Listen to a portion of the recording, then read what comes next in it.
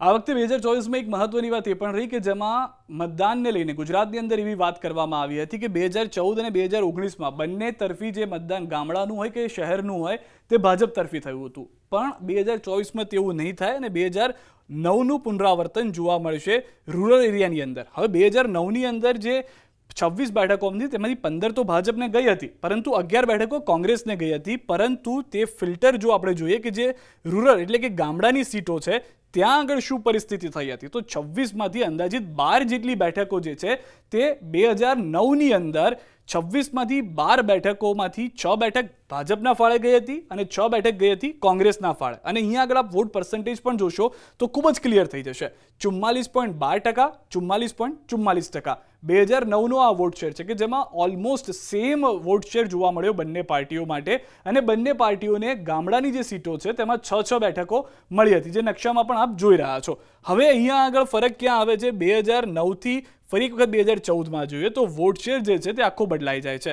44% સીધા થઈ જાય છે 54%, અને અહીંયા બીજા 6% લોસ થઈ જાય છે ઇન્ડિયા ગઠબંધનને, થઈ જાય છે 38.07% ગામડાની અંદર. અને સાથે જે અધર્સ 11% પર હતા તે ઘટીને આવી જાય છે 7.42%. એટલે કે 26માંથી જે 12 ગામડાની પ્રભાવિત બેઠકો છે જ્યાં આગળ રૂરલ આવેલો એરિયા છે તે બારે તેમની પાસે જતું રહ્યો છે. અને પછી 2019ની અંદર એવી ફરી એક વખત કોંગ્રેસ તરફથી પવનની વાત થઈ હતી, લહેરની વાત થઈ હતી કે જેમાં કહેવામાં આવ્યું હતું કે જેટલા પણ જગ્યાએ આપ 2009ની વાત કરી રહ્યા છો તે તમામ જગ્યાએ 2019માં પણ તેવી જ અસર જોવા મળશે. પરંતુ તેવું ન થયું.